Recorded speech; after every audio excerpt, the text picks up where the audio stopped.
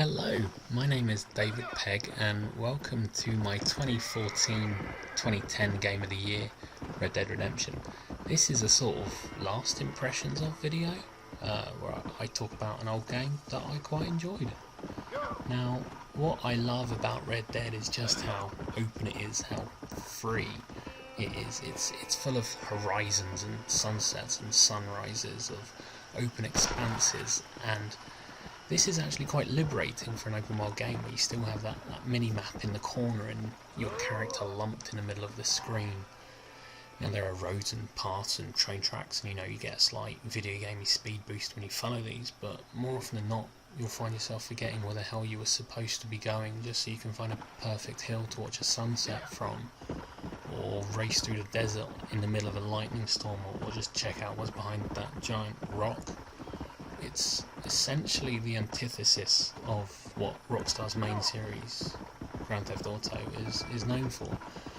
You're a cowboy in the later years of cowboy times, so there's no GPS, there's no stop signs or red lights or mobile phones. It's just you and your horse, and your horse is kind of special. It controls well, it reacts perfectly, and you genuinely grow to flipping love it.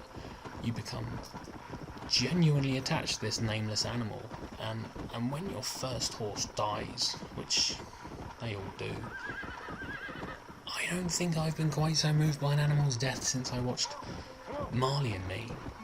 Like, we'd ridden together, we'd stopped by campfires together, we'd tried entering saloons together. I'd have got drunk and ran into it more times than I'd like to remember, but then finally we tried claiming one bounty too many and it was shot dead in some random encounter.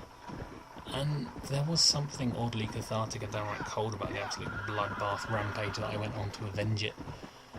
But, because video games, I then skinned it and sold it and bought a brand new poncho, and then stole another horse and rode all the way to Mexico. And that's what's fantastic about Red Dead Redemption, that's what makes it unique. It's utterly unlike anything else out there in terms of its setting and its atmosphere, and just the feeling of sheer freedom that you get from it. It's a game that is hampered by the standard plot and mission problems that all Rockstar games suffer from, including last year's GTA 5. The open world, but the mission structures don't embrace that. They stifle you, they funnel you down their carefully plotted routes, turning the possibilities of their staggeringly well realised worlds into what is essentially the gaming equivalent of a driving test, and the game sitting there like an overbearing examiner judging you, telling you to turn left, to reverse around that corner, to drive straight ahead, when really what you want to do is go for a spin and be let loose on the A329 into Bracknell, and then out of Bracknell again because, well, Bracknell.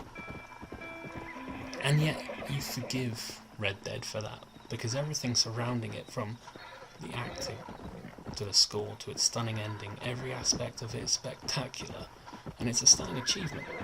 And it's probably the best Western that's been made in any medium for a long time. Like, it is Rockstar's masterpiece in the last generation of consoles.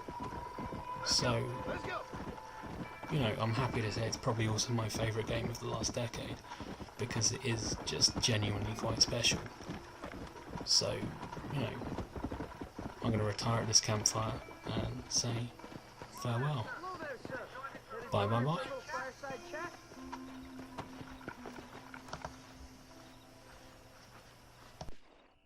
I'm sure everyone here knows about the Buffalo Queue and how we lost them forever.